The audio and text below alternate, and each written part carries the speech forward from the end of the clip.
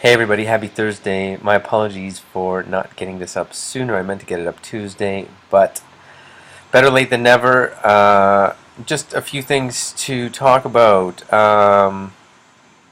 Unit 3, Essay and Novel. So this is a big part of the course, as you know.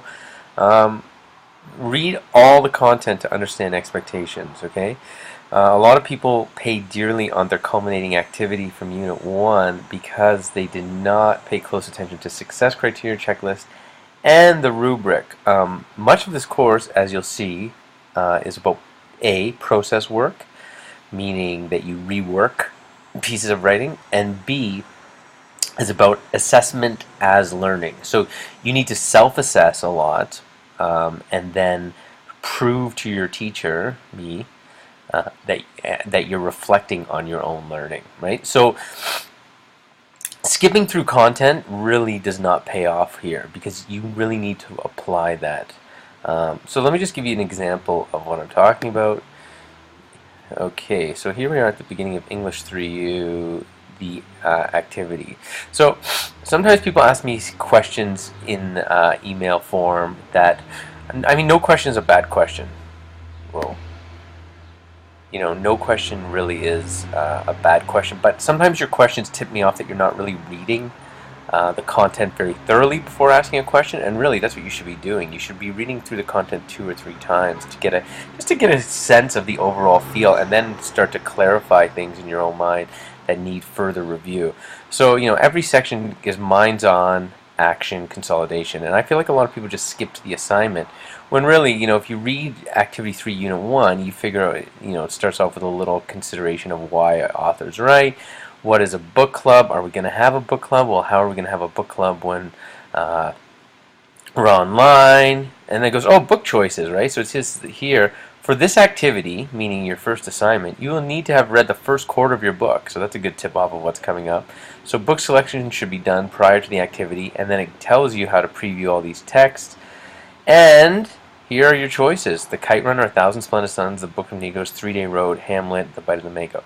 So some people send me questions like, where do we find the novel? And that just shows me that, you know, you haven't really taken a look.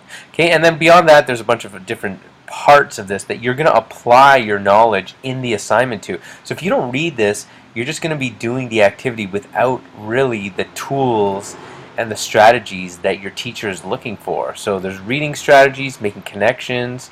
You know, there's this question grid. What are questions? What types of questions are there? And then, are all connections good or bad? Discussion questions. For the purpose of this unit, we'll talk about 3 different types of questions, and it focuses specifically on these 3. So, of course, these are all things that I will be looking for as well. Then it gets down to action and talks about narrative voice, which is going to be a big part of what you're looking at in the first quarter of your book.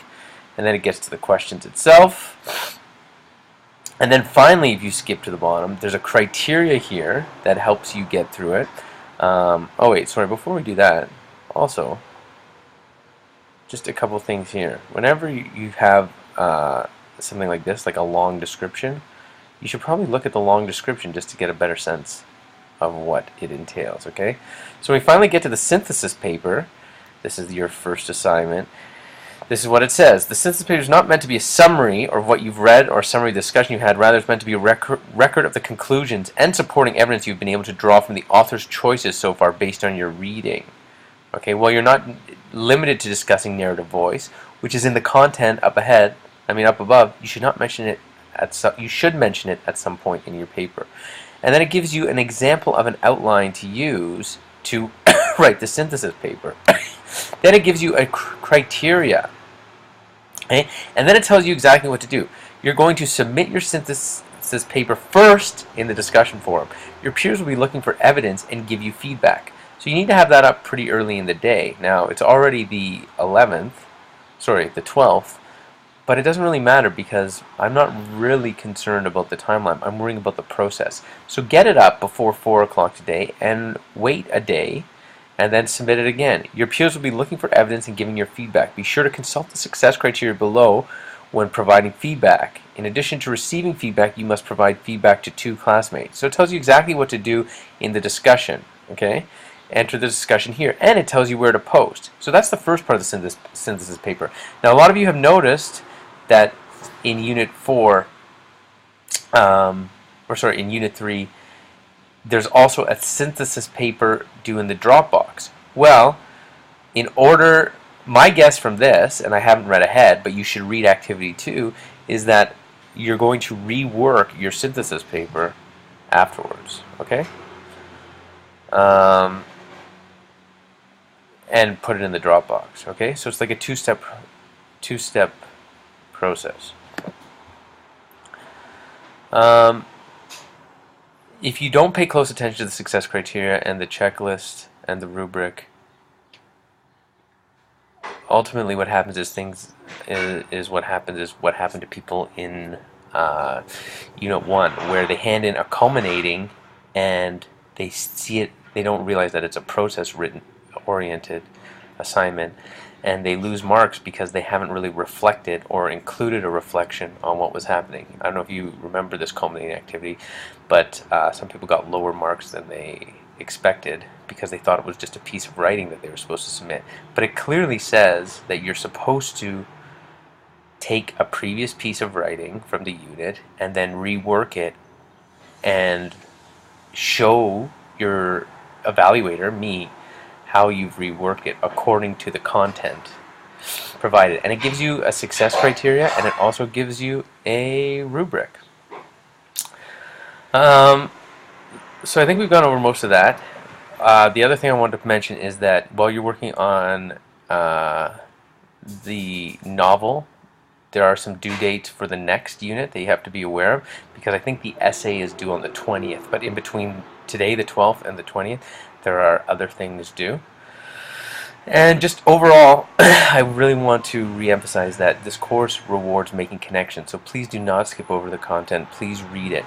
And then when you send questions to me, don't ask questions that are covered in the content. Ask questions to clarify portions of the assignment or the content you don't understand, or to make sure of something because you've thought about it a lot. And then I can give you a fairly helpful answer.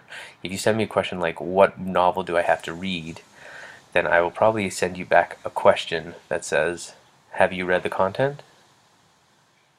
Right? Which I think is only fair.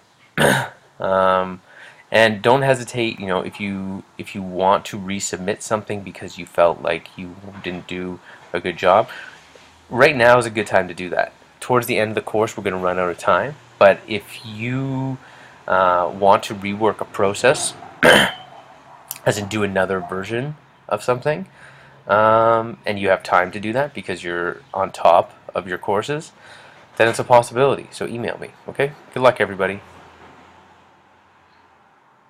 Have a great day.